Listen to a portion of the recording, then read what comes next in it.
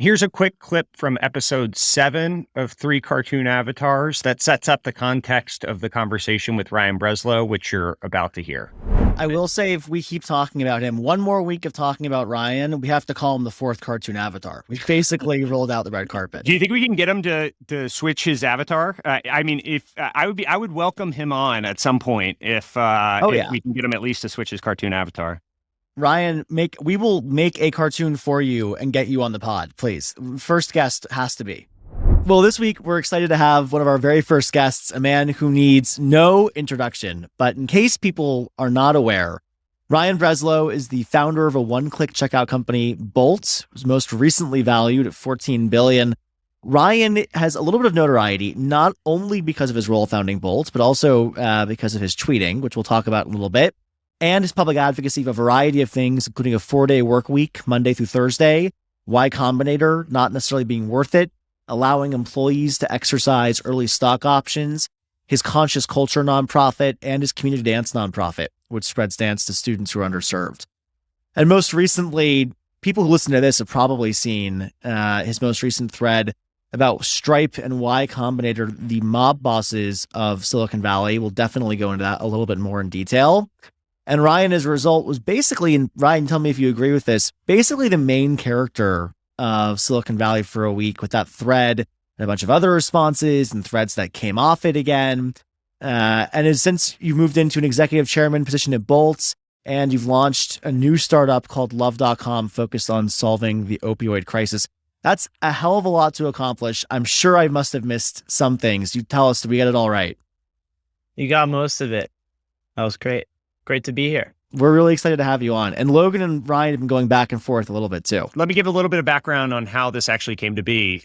So I frequently make jokes on Twitter about things that are going on in the tech world. I do the best I can to avoid being making jokes at the expense of founders and companies. It's not a great look, in my opinion, when you're a venture capitalist doing that. But I did make a few jokes about the different things, some of the topics that Ryan was tweeting about. So on his original thread about YC and the mob bosses of Silicon Valley, I said, I seriously wish Silicon Valley was that badass. One tweet when Kate Clark announced that there was Love.com, there was her title of the article was Bolt's Breslow teams with psychedelics founder on crypto pharma startup. And I said, this seems like tech Twitter bingo. And then the final one that started our back and forth on this was a few weeks ago. Ryan's been a big public advocate for loans to startup employees to early exercise options. And with the market downturn, I said, remember a few weeks ago when people were advocating for loans to employees to early exercise options?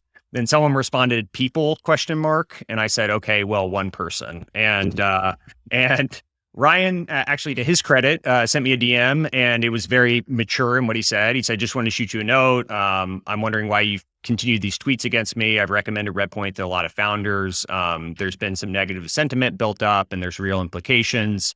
Always open to feedback and thoughts. And so we went back and forth for a little bit on that. And I said, hey, why don't we talk about some of this stuff on the podcast in general? So Ryan was kind enough to join us. So thanks, Ryan, for coming on. It's great to be here, Logan and team, and excited to chat about all the above. So, Ryan, when you reached out to Logan, I mean, Logan's a professional shit poster. I don't think I take many of his tweets seriously. But I mean, during some of these other tweets, like the Stripe mob boss one, there were a couple people actually genuinely like trying to attack you and dunk on you, like Sean McGuire and stuff. Did you reach out to a lot of people that tried to kind of take you down? Well, actually, a lot of them reached out to me, funny enough. Oh, and they're like, it's just Twitter. I hope you don't take that personally. And jeez. Like, what? I would like never do that to somebody I cared about, who I considered a friend. And I consider a lot of those people friends.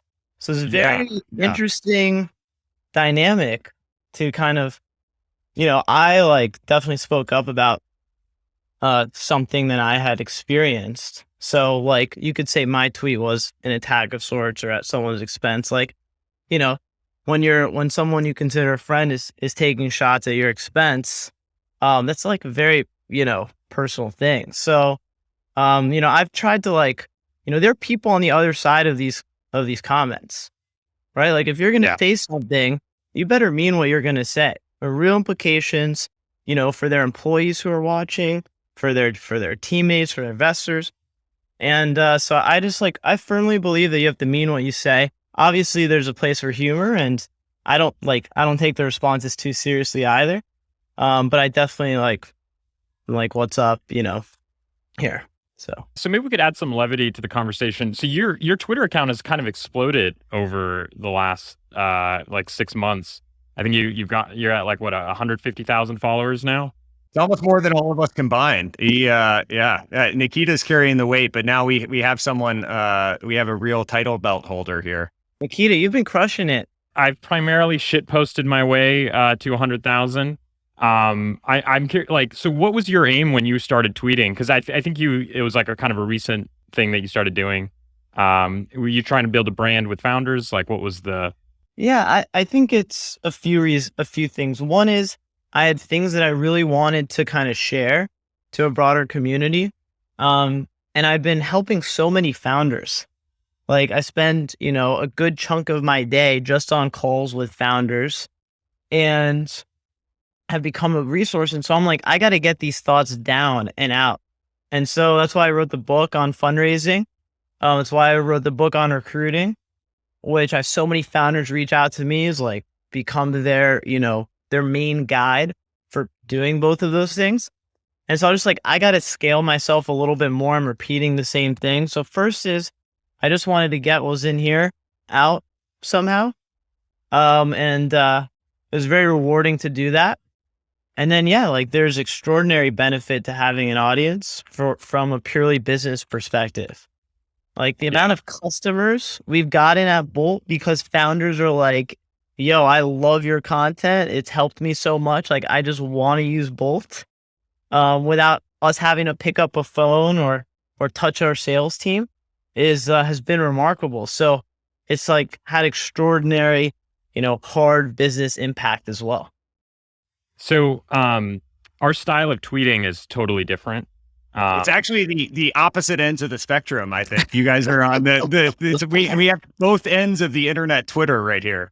Yeah, and so my favorite interaction that we had together on Twitter was you tweeted, "Want to grow 5 times faster? Go on a meditation retreat." And then I replied, "My wife went on a meditation retreat with her masseuse and never came back." I remember that. That was a good one. I got like hundreds of retweets and likes. That was great. Hey, so one question was just on the original one. I think that sort of brought so much notoriety and attention was the Stripe and the mob bosses of Silicon Valley thread. And I in full disclosure, Zak and I are investors in Stripe, so I guess we're card carrying members of the mob. So I would tread lightly with us, given what happens with people that get on the wrong side of the mob in general. But I'd heard, is this something you had been sitting on for a while? That like this was something you had thought of a while back and maybe drafted out, and were sort of waiting to press publish on? Yeah, I wrote it like 2-3 years ago. And I was just like rummaging through my docs and my files. I'm like, wow, like now may be the right time to publish this. And so I just decided, hey, like, and I always thought I'm gonna publish this when we're, I've kind of reached escape velocity as a business where like, I know we're going to absolutely crush it. And so, a lot of people afterwards are trying to comment on our metrics and our business, and we're building such a phenomenal business. I'm like, not worried about that. Totally. At all. And so it's just like, I've got, great kind of loyal backers.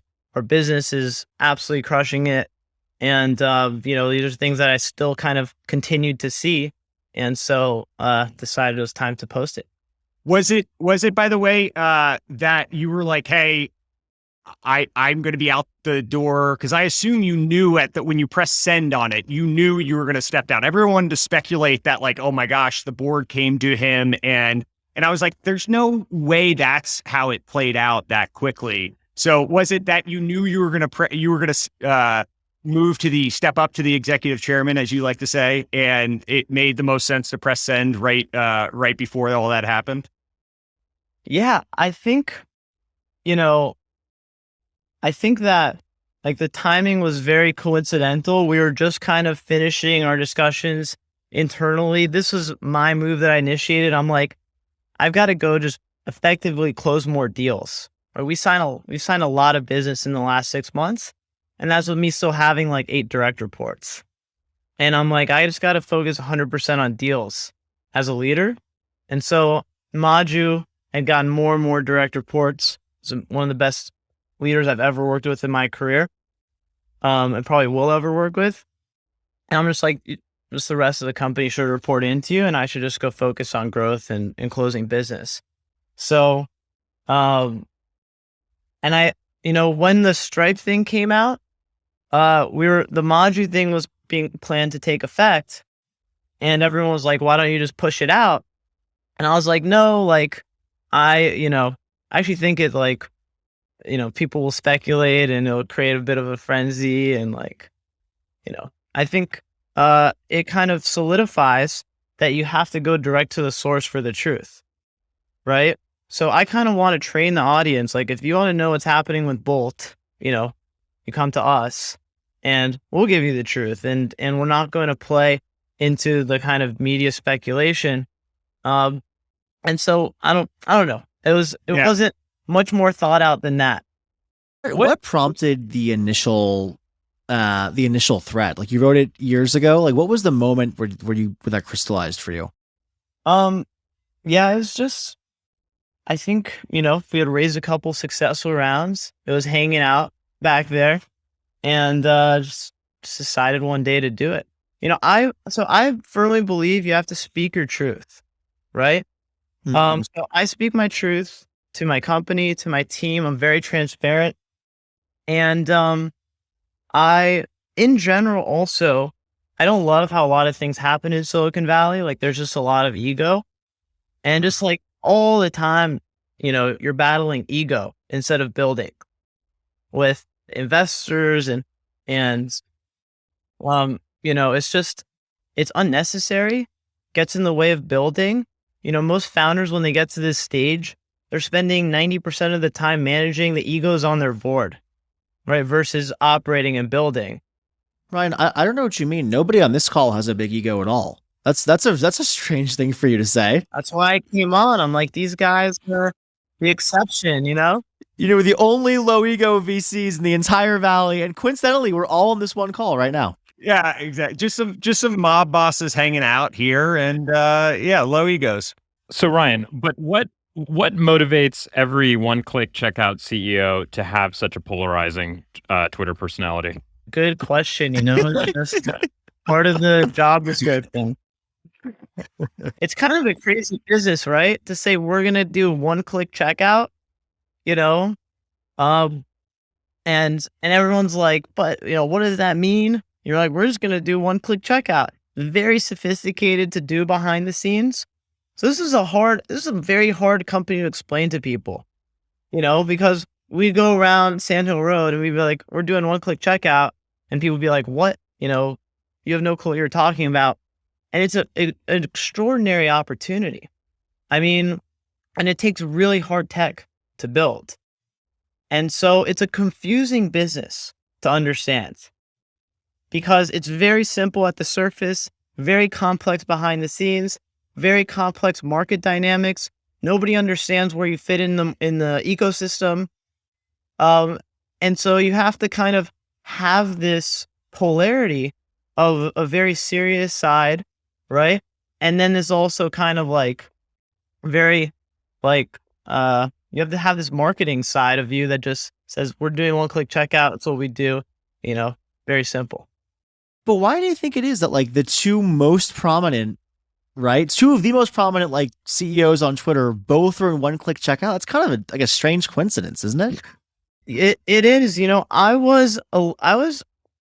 not gonna lie, I was a bit inspired by Dom early on because he got a lot of following and a lot of attention. Like, he was the talk of the town. And I had been working on this business for like 6 years leading up to that. And like, nobody knew what we did and no one was talking about us.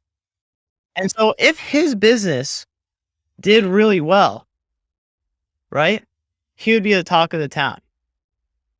So he was talking the talk, but not walking the walk, right? And I was walking the walk, but I wasn't talking the talk, and no one knew about us. So my team was like, they were telling me like, Ryan, like, we have this other company, we have way more customers, way more everything, but they're getting all the attention. Why don't we have any attention?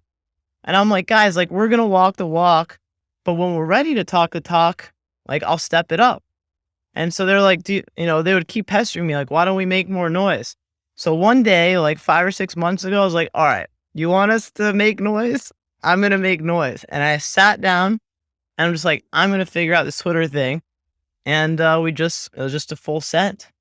And so, I mean, do you have any comments on, I'm sure you read the information article about how Fast is struggling to raise their round at $1 billion valuation. They're having layoffs. Is this a macro thing happening across all one-click checkout companies? Is that a roundabout way of asking how we're doing? I mean, Wait, did you feel that was roundabout, Brian? Because we could be more direct. Yeah, how are you guys doing? We're absolutely crushing it. We're signing more customers every month than like the last several months. I don't know if you saw, but we just closed Fanatics, who is one of the fastest growing online businesses in the world. Has, mid tens of millions of shoppers that are going to be joining our network very soon. We have, basically a dozen mega deals that haven't gone live yet that are all going live. So you wonder why, we're not raising from dumb money. If you look at our investors in our last round, like BlackRock, HIG, Schoenfeld, like these very conservative institutions that most people told me would never give us their money. When you actually peel back the onion in our business, we're building an extraordinary business. We have tech that's almost impossible to replicate, right? Like, so many companies have tried to do checkout, all have failed effectively, except for us. We can actually scale a checkout flow. We can take over a checkout flow across almost any tech stack, implement it, and do it for some of the largest brands on earth. Ryan, if you're signing all the platforms and you have all the brands, like, I'm just curious, you have the products, you have the customers. Did it frustrate you that you felt like the other competitor, we don't have to say the name, but the other competitor was getting more attention online? I mean, it definitely woke me up to like, there is some business value to attention, right? Because they were actually getting business. So we had to intercept a lot of deals and say, no, we also exist, right? And when you go through a technical RFP, we'd crush it. But we needed to be in the door with as many businesses as possible. So that's what I realized is we have to be known. We have to be able to get a conversation with anybody. And that's what I started doing on Twitter. And it's worked amazing. No, it's really impressive how quickly you've grown your presence and following and all that. On the one that we were talking about earlier, the mob bosses thing. I mean, I love the title and branding around it. So in terms of the specific things that you think about, I was mostly intrigued. Clearly, it's great PR, right, and branding and all of that. Like having a foe and punching up against the Silicon Valley, like it's such a galvanizing story, and I think that's why you got so many people so excited about it. But one of the as the specific points themselves, I guess I'm interested. So you said like not getting into YC was the first one, but then ultimately they invited you. They did invite you in, right? To reapply again. You had to reapply to give a business update. Yeah, but they invited you, right? Or they wanted you to come on?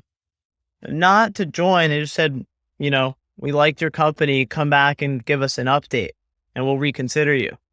Got it. So, Okay. And then the Hacker News upvoting thing, like Hacker News is a that's a black box. I know there was someone that responded in very specific like timestamps and, hey, you're an enterprise company and we don't like enterprise companies on Hacker News. And I know, whatever. Like, I don't even want to get into that. The one that I'm most, I guess, in the backing of Fast, that was, we don't need to talk about them specifically, but supporting a competitor sort of seems like, I don't know, not mob tactics to some extent. Like it's almost, why would they enable a competitor? So I guess I'm interested in that. But the one I'm most interested in is the competition and blocking out of fundraising, right? Because I think to some extent, like of all the points you made, that's the one that I think rang the most true in terms of like, I could totally see that. I mean, it happens all the time, right? People say, hey, no, I don't want you to back XYZ thing. And so I actually believe all this probably happened in some way. Do you view that as like, is that good business and just like a strategic move, or was there something more malicious behind it in your mind? I would say that it is more of just a reality that exists than an ethical or unethical thing or a good or a bad thing. But they're very intentional to get all the kind of tier one Silicon Valley investors in, even for small checks. Redpoint, General Catalyst, all the really important ones. What? All the important ones, right? Well, there was one tier one listed in that sentence. Yeah, everyone's in Stripe some way or another. So, I'm pretty good at fundraising. I have a remarkable business. I wasn't able to raise a single dollar on Sand Hill Road. I've been there 100 times, never raised a dollar on Sand Hill Road. Okay, I'm not complaining. Like, we still absolutely crushed it and have raised tons of money. But it just took, I had to go to other ends of the earth to raise the money. And I did, and we were able to succeed, and it made me a much stronger fundraiser, made me much more resilient as a founder. Do you think the strategy was conscious? Because when I raised my first round of funding, I think I got about 50% coverage of Sand Hill Road, and that wasn't even conscious. I was just filling up the round. I had Redpoint, Greylock, Founders Fund, basically everyone. And I mean, I think it's just like a natural part of filling up a round as you seek out people who will invest. Right. I think it's both conscious and unconscious. Some of it happens unconsciously. I'll tell you, every founder thinks about, I'm blocking out investors from my competition. So it's very conscious. Like, I bet you thought about that when you got all these people involved and probably wanted to have as many logos involved. And there's a bit of the VCs all kind of go in on who they think the winner is going to be. And by doing that, together, they kind of block out competition and increase their, odds of success. So it's just a dynamic that happens, right? Whether it is conscious, unconscious, ethical, unethical. That's interesting. I don't know if I think it's as conspiratorial as it is. There's definitely an insiders group, right? There's a cool kids club, and there's definitely a lot of people that are on the inside and have a ton of soft influence, right? And so I don't know if it's how much it is, soft diplomacy versus like stick related to it, but there's definitely truth to this like cool kids group, right? I mean, that's why it's controversial, right? Things that have truth are controversial. So if it was completely phony, it wouldn't have gotten all this attention. Do you think that's true? Do you think that if it was completely phony, people wouldn't have given it attention? I think it rang true to a lot of people. That's why it was so emotional, right? That's why do you think I got so much hate response? It's like really hit people at their core. Like it kind of challenged their identity in a way. And so, yeah. So the other thing that got attention was the early exercise point, and that's where we started going back and forth. And I would say I found a broad passion for people that went through the last downturn that were like really passionate about the fact that like, hey, this is a bad idea. And I talk to people that they went bankrupt or their coworkers went bankrupt over this. And so I guess reasonable minds could disagree about this point, as you and I have. Has your mind changed at all over the course of, the last, whatever, 3 months as the market's turned down since maybe when you originally published it? Has it changed your perspective on this, or do you feel just as strongly as you did when you posted it? No, I feel just as strongly. I understand the other perspective on this topic. I think that a few things. So one, early exercise should be done at every company. There's two distinct things: there's early exercise and there's the loans, right? So every company should allow early exercise to let an employee decide if they want to buy in with their cash on hand and receive all the tremendous tax benefits that come with that. It's usually preserved for founders and executives. But let's get into the loan component because that's actually pretty useful. Yeah, so I generally think that I see loans as a privileged financial instrument, right? And so if you can get loans to hardworking, good people who are diligent with their money, who are earning, right, who are high earners, they can make intelligent decisions when they have, special opportunities to invest their money, right? And so we're talking about tech workers here, okay? Our workers are very high paid. They're top talent. They could go work at any company, right? We have an exceptionally high talent bar. So we're not talking about an uneducated population or population that's under financial hurt. So the question that this begs is, do we trust in them enough to make an educated decision on what to do with $50,000 or $10,000, right? Or whatever the amount is. And, are they willing to take a loan out for some number, usually in the tens of thousands, in order to multiply their upside by a significant amount? I saw the $300 stipend for financial advisors, and I guess inherently that can whoever they're paying, right? Like it's probably not a sophisticated financial advisor that's been through a tech downturn and can speak to broad-based tech multiples and all that. And so I guess the pushback that I've gotten, or when people have talked about it, is can they actually internalize the risk? They're taking on leverage, right? And can they actually internalize the risk of the last 12 years? Listen, I'm 34 years old. Like the last 14 years has been all up and to the right. And I've never seen these bankruptcies, and I spend all day looking at companies, right? And so can the average rank and file person actually internalize that and take on the risk when there's personal recourse? Yeah.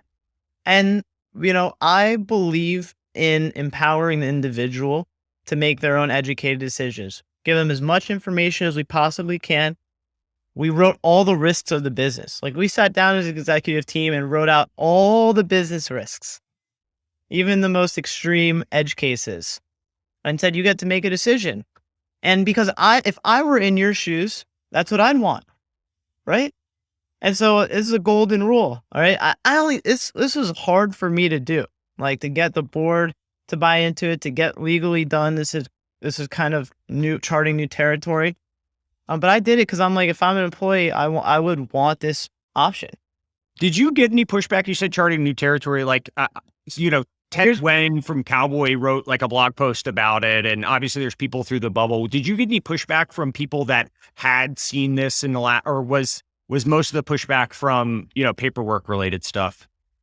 Yeah, most of the pushback was paperwork related. It was a lot of work to do, right? And you have to run a tender offer. We did it through a third party firm that ran a proper tender offer. So we did this as by the book as you can. It's a hard thing for us to pull off. We put a lot of work into it. Another thing that people don't realize is you're only taking a loan on the 409A price. And our 409A to preferred value has had a huge gap. And that gap narrows later. But up until you're Series E, you're going to have a big gap, right? And so you're not taking a loan on the full value. You're taking a loan on your 409A. So most companies, you have 5x coverage. But do you think the environment has changed? Because maybe even 3 months ago, a typical fintech company was trading at 40x revenue. But as of this last going through this downturn, like many are, way below that. And potentially the real value of the preferred shares today of many fintech companies might be below the FMVs. So do you think that fintech companies should maybe encourage their employees to exercise caution with exercising right now? Of course. I mean, you need to go into these transactions eyes wide open, but the company should revalue their stock, right? Right size it, right size their 409A, and then allow employees to do the transaction. Have you guys thought about that, by the way? Redoing like Instacart did, redoing 409A? We're always redoing our 409A. We've typically done it with funding rounds because we've had them so frequently that we're just doing it with each one. But yeah. Just as a disclaimer, by the way, for people, so 409A is based off of, for the most part, the last preferred round. And it's typically, to Ryan's point, there is coverage ratio somewhere between, 5x to 3x, 2x. It gets closer to 1 as you get closer to the IPO. And so that delta is kind of a spread that exists that should serve as a buffer from the risk ultimately. And so when they're raising as frequently as Bolt has, you have mark-to-markets that are happening over time. When the market downturns, because one investor said this in December or January, right, it doesn't necessarily mean that's what it would be in the public markets, which is what Nikita was alluding to. And all are totally fair points. So I think this is a nuanced issue, right? I didn't think this was going to be a controversial tweet.